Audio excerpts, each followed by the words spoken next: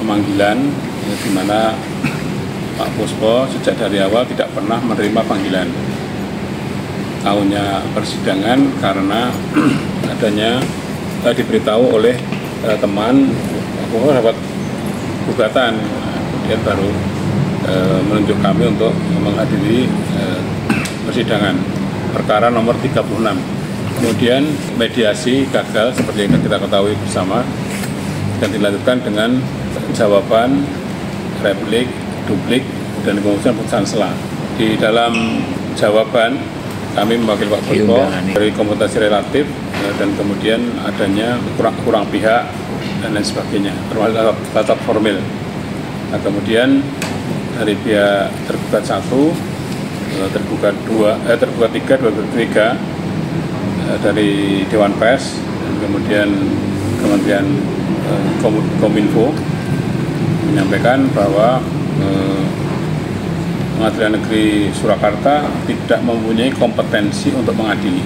Kemudian selain kami memberikan jawaban, eksepsi dan jawaban, juga mengajukan gugatan balik atau gugatan rekonvensi dengan nilai kerugian sekitar 6,5 miliar dan kerugian imaterial 1 triliun lebih Rp1. Setelah jawaban, kemudian pihak penggugat menyampaikan repliknya dan kami menanggapi rubrik itu dengan duplik. Kemudian kemarin sudah putus karena ada menyangkut kompetensi absolut atau kewenangan mengadili dan kompetensi relatif. Kalau kompetensi, saya sampaikan dulu, kompetensi absolut itu apakah pengadilan itu mempunyai kewenangan mengadili, misalnya ini pengadilan negeri, ini perkaranya sebenarnya ini PT UN. Nah, ini berarti mempunyai kompetensi absolut. Ini mestinya kewenangan PT UN kalau diladili di pengadilan negeri. Kalau kewenangan absolut itu ini sama-sama pengadilan negeri, tapi ini bukan di pengadilan negeri Surakarta, tetapi seharusnya di pengadilan Boyolali atau di Medan. Nah itu namanya kompetensi sama-sama pengadilan negerinya. Nah kemarin sudah ada putusan terkait dengan perkara ini di putusan selah. Dalam pertimbangannya, saya singkat saja, yang terpenting dalam pertimbangan itu bahwa menimbang bahwa oleh karena eksepsi tergugat 2 dan tergugat 3, yaitu Dewan Pers dan Kementerian Kominfo, mengenai kompetensi absolut dinyatakan diterima dan Pengadilan Negeri Surakarta menyatakan tidak berwenang untuk memeriksa dan mengadili perkara aku. Maka pemeriksaan perkara harus dihentikan dan biaya perkara akan dibebankan kepada penggugat sebagai pihak yang telah mengajukan perkara. Dalam memutus ini, eksepsi ini kalau ternyata absolutnya sudah ditemukan, tidak ada kewenangannya kompetensi absolutnya ini, maka hakim akan memutus dengan itu dan selanjutnya semuanya tidak dipertimbangkan lagi.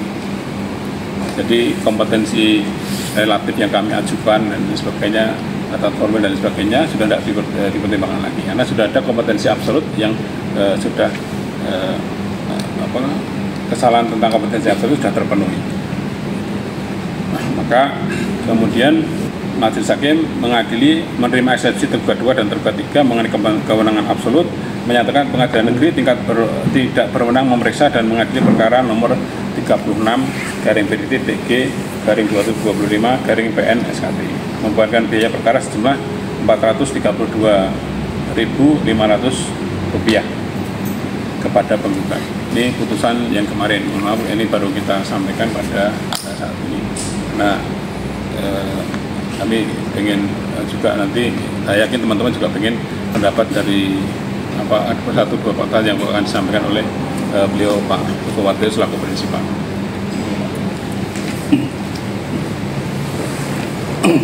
Jadi ini ya, awalnya itu saya ini kan rencananya akan membuat pabrik meal ready to eat, makanan siap saji yang untuk apa, untuk haji ya, karena murah-murah dan haji di Saudi Arabia. Setelah kami sukses di Solo ya, kami punya pabrik untuk makanan-makanan apa tuh dibayar seperti emergensi lah ya. Jadi kami mau bikin di sana makanan buat haji.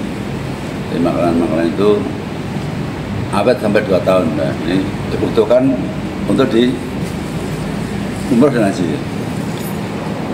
Nah, cuman saya tertarik untuk mau bikin pabrik sama dengan permodalan kemarin saya tuntun 350 miliar. Ketika itu kami yang ngajak temen lah, ya ada beberapa yang investasi ya. Nah, salah satunya investasinya saya diajak dari Solo. Ada yang mau investasi Pak Buswo dari Wida itu, dari Solo, terus kenalan Jakarta itu, karena dia memiliki, ya katanya ada hubungannya dengan pendana gitu. Kami uangnya terbatas, jadi uang 350 itu kecil lah, yang kecil nggak ada gunanya lagi. Maksudnya ini hanya uang-uang bunga aja dan nggak ada artinya. Bahkan saya mau dikasih 850 miliar udah terserah. Bang mulu-mulu kali waktu itu. Pokoknya saya investasi 8 miliar untuk Pak Buswo, terserah itu apa. Aku nggak tahu, ini kayak uang dibuang lah, kayak uang sedekah. Wah, dari petani ngeri kali itu. Mantap kali itu ngomongnya, ngeri itu. Terus kita ngobrol-ngobrol, ada persyaratan, minta uang dan sebagainya dengan BS. Mungkin panjang lah ditanya. Setelah saya sampai uang tertanam sekian, tanam miliar itu yang salam ini. Setelah itu lama kali nggak ada kejelasan terus. Akhirnya tak tagih gitu. Udah kalau gitu kembalikan, kali udah ngomong nanti kalau nggak jadi balik. Akhirnya tak tagih juga, gitu. Tak tagih. Udah malah mau pinjam lagi uang lagi gitu, mau ngambil loh, ini gimana? Investor kok yang udah baru sadar tuh, investor kok minta terus itu. Wah, kita sudah sadar, wah, kenapa? Akhirnya kami ke Cendana, tadi coba dicek orang ini tidak. Kalau saya tagih terus itu, oh udah bener itu, nggak ada orang tuh nggak ada. Akhirnya udah Pak, jangan lain. Bahaya itu nggak ada orang itu. Akhirnya wah, nggak jadi saya. Akhirnya saya udah kembalikan saya sama nggak mau, saya kembalikan aja lah. Kalau ini jadi, emang kenapa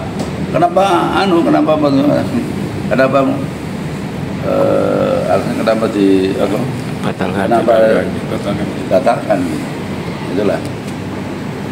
Ya, saya nggak batalkan, cuma nggak jadi ya. Nah jadi ayo. Syaratnya kan katanya sahamnya 80-20. Aku mau juga. Ayo aku itu. Tapi juga sampai sekarang mana nggak ada. Akhirnya ya udah, saya lebih nggak percaya lagi setelah dengar bahwa mereka ternyata bukan ada hubungan dengan Cendana. Saya udah mundurin diri, udah itu aja. Nah, itu akhirnya saya tagih, saya minta tolong menagih sama teman Pak Aris sama teman-teman nagih, ya bawa wartawan lah, bawa wartawan nagih udah dibawa ke Solo, ya setuju udah mengembalikan. Setelah kapan ya udah bawalah wartawan sama bawa ke sana, ke rumahnya langsung, nagih sama rumahnya langsung. Setelah rumah terus waktu dibelet-belet wartawan, ditulis lah wartawan tuh, ditulis perjalanan waktu itu. Akhirnya itulah ada tulisan itu, dia malah itu menuntut balik bahwa ada pencemaran nama baik gitu. Pencemaran baik itu udah ngadu ke Tangerang, batalkan, ngadu ke Polda sini, dibatalkan juga nggak boleh. Karena nggak yang tuduh saya, harusnya Dewan Pers itu. Cuman saya Dewan Pers juga gitu, tanya polisi, nggak ada hak jawab dong gitu. Itu terjadi ya. Peristiwa terjadi, terus terjadi, bukan ngarang aja. Wartawan tuh ngikutin terus itu, ada kejadian. Yang jelas yang kemarin itu salah alamat, karena saya yang jadi yang pencemaran baik kan harusnya melalui Cybercrime, tapi nggak ada, itu langsung ke PN itu. Ya intinya pokoknya ya, saya merasa tertipu lah sama beliau. Saya laporkan dah, saya laporkan ke Polda. Sekarang udah menurut saya ada tangan oleh Polda Jawa. Tapi dia tetap di sini tetap nekat, lucu. Saya laporan sana sih, laporan sini, laporan apa? Gugat saya sampai sekarang kan lucu. Saya udah menyerah di sana itu loh. Sana tuh udah menyerah, maksudnya udah minta ampun, udah minta apa? Minta damai. Kalau saya nggak mau saya itu. Kalau damai harus ada dua. Tapi sini kan jalan terus di pekerjaan sini. Kan aneh. Mau damai mungkin dapat uang dari sini yang malah menang kan gitu kan. Kan 55 miliar lumayan kan. Kan aneh gitu. Karena gitulah nah. Ya kondisinya seperti itu. Ya. Nah, saya sebetulnya nggak bisa dirembuk juga gitu loh. Nah, mau damai kan bisa diatur. Ya. Tapi nyatanya sampai sekarang sudah sekarang ini kalah, ternyata nggak punya damai juga gitu.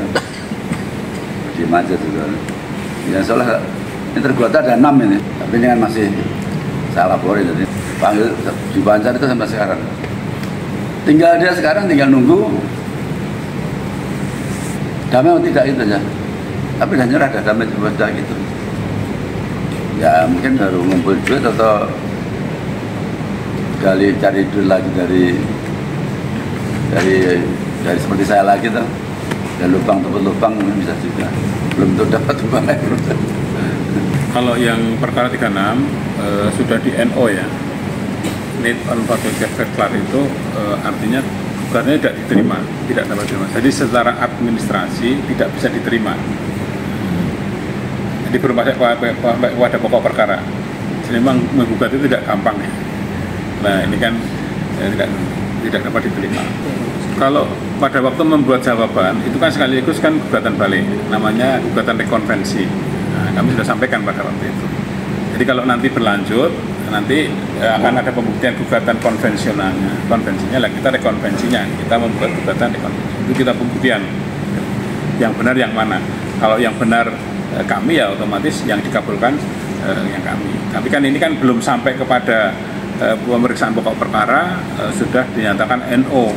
Jadi tidak dapat diterima, tidak memenuhi syarat sebagai sebuah gugatan. Kalau kemarin sebetulnya mau gugat balik, kasihan aja. Kalau saya kan nggak mau resahkan, yang penting udah kalah, balikan itu loh. Kalau kita gugat balik, saya semua bisa ya? Bisa sekali. Gugat balik macam nggak bantu rugi ganda, itu 50 miliar gitu. Tapi kan ya kita gaskan nanti. Kalau menang kayak dapat uang gitu ya serah mutu lah gitu. Nah, kami yang wajar-wajar aja lah hidup lah gitu maksudnya. Balikan ya lah, proses dari perkara-perkara lagi udah. Pak Puspo ini kan pengusaha ya, jadi tidak ingin cari perkara sebetulnya. Jadi niatnya itu benar-benar mau untuk bisnis, mengembangkan bisnis yang sekarang sudah pernah lihat ya, yang di Konimek itu, sebelah timurnya Konimek itu, ada pabrik makanku. Nah ini produknya. Ini waktu haji kemarin saya ini menikmati produk dari sini Pak. Tahun ini insya Allah lebih banyak lagi yang mau dari Pak Puspo ini. Nah. Jangan salah sulit itu Wong Solo, bukan untuk Wong Solo ya, untuk pabrik makanku ya. Pabrik makanku di Jeddah. PT Halalan Thayyibah. Itu bukan Wong Solo tidak ada membuka pabrik makanya untuk makanan haji dan umroh dan haji. Itu ya, bukan Wong Solo ya. Investasinya 350 miliar. Jadi inovasinya Pak Puspo ini luar biasa. Ini makanku ini bisa seperti ini tadi, ini bisa sampai 1,5 tahun Pak. 2 tahun. 2 tahun sampai 2 tahun. Jadi dibuka itu langsung seger bisa kita makan. Nah, nasinya juga enak, langsung enak kayak makan itu. Berbeda dengan produk di Indonesia ini ada beberapa produk, tapi nasinya keras. Lauknya juga nggak seenaknya produknya makan guru. 6 miliar 825. 6 miliar 825 juta. Rupiah total gitu. Nah, materialnya. Jadi yang 5 miliar itu setoran investasi, terus yang 1,825 miliar itu itu yang minta 200, minta sekian, mau ke Bali minta sekian, mau umroh minta sekian. Jadi, ya, rencananya kan rencana untuk sahamnya ya, 50 miliar, saya 20%, 60 miliar, ya. Makanya 55 miliar setelah kan dia minta 55 miliar kan. Maksudnya apa gitu? Penggantinya gitu Pak. Ya. Tapi memang ya itu modusnya mereka ngaku kalau dari pendana modalnya. Modusnya begitu. Terus uang nggak terbatas.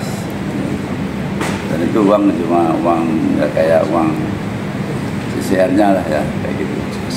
CCR atau sedekah atau bunganya aja lah, tadi nggak berhitung. Bingung bagaimana, bunga banyak kali bingung Pak. Kasih. Yang menarik ya, itu udah janji-janji terus. Kemana di Solo ngadap 5 orang.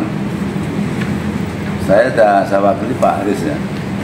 Tapi untuk realisasinya Oh, enggak, makanya ya besok, akhirnya diduduk ke rumahnya gitu sama Mbak Tawan ya Pak Yakasnya ya, duduk ke sana gitu. Sampai sana ya semuanya terus, ya itulah akhirnya terjadi